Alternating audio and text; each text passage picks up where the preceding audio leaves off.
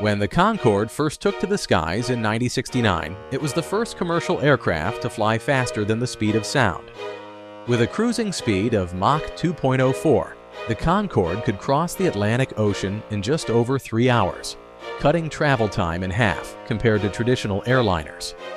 But despite this, the Concorde was retired after only 27 years of service. So why is that? Firstly, we have to find out what made the Concorde fly so fast. Well, unlike traditional aircraft wings, this supersonic aircraft had another kind of wings, which allowed it to maintain stability at supersonic speeds, reducing drag and enabling smoother and faster flights. The wing shape is wide at the base and tapers to a sharp point at the tip, creating a triangular planform when viewed from above. This wing design is mostly used for military jets because it performs exceptionally well at supersonic speeds. The Concorde's nose was designed to tilt down during takeoff and landing, significantly enhancing the pilot's visibility. Once the aircraft was airborne and cruising at high altitudes, the nose would then rise back into its streamlined position, optimizing the aircraft's aerodynamic efficiency and allowing it to achieve and maintain supersonic speeds easily. But with that incredible speed came a problem, the phenomenon called a sonic boom.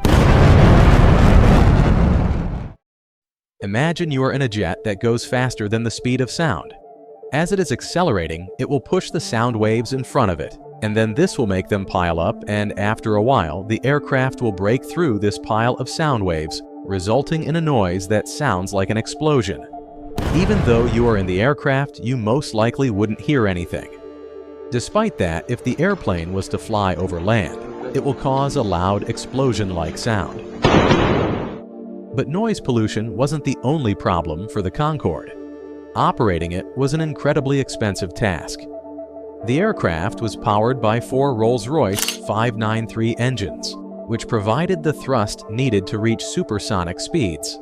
However, these engines were fuel-hungry, burning through more than 25,000 liters of fuel per hour.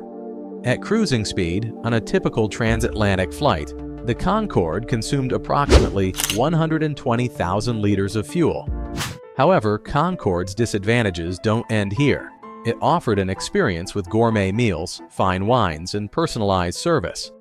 But most people preferred to pay less money for a longer flight, simply because it was really expensive to fly on the Concorde, adding up to around 10,000 euros. Still, there's one more thing left. On 25th of July 2000, the crew on Air France Flight 4590 was preparing for their transatlantic flight from Paris Charles de Gaulle to New York JFK. The airplane taxied to the runway. Everything was going normal, until the supersonic aircraft started accelerating down the runway, and it ran over a strip of metal that had fallen out of a Continental Airlines DC-10 a few minutes before Concorde's takeoff. This fragment cut into a tire on Concorde's left main wheel bogie. The tire exploded and a piece of rubber hit the fuel tank, which caused a fuel leak that led to a fire. The crew shut down Engine 2 in response to a fire warning, and with Engine 1 producing little power, the aircraft was unable to gain altitude. It entered a rapid pitch-up, then a sudden descent, rolling left and crashing into a hotel in Gonesse, near Paris. The crash resulted in all people on board dying, as well as 4 people on the ground.